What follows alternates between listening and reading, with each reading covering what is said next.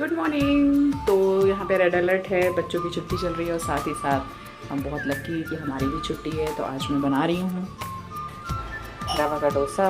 इसमें अभी मैं बीटरूट डालूँगी, इसको मैंने भिगो दिया आधे घंटे के लिए। और इधर मैं बनाने जा रही हूँ गंवार, इसको बोलते केवाच। तो इसको मैं बॉईल कर लूँगी थोड़ा सा पानी में। ये मेरा ब्रेकफास्ट है। किसका है ये तुमको इंतजार में हूँ ना, देख लो इधर तो एक बार मैं हूँ ना। किसका है ये तुमको इंतजार में हूँ ना, देख लो इधर तो एक बार मैं हूँ ना। खामोश क्यों हो, जो भी कहना है कहो, दिल चाहे जितना प्यार उतना मांग लो हो।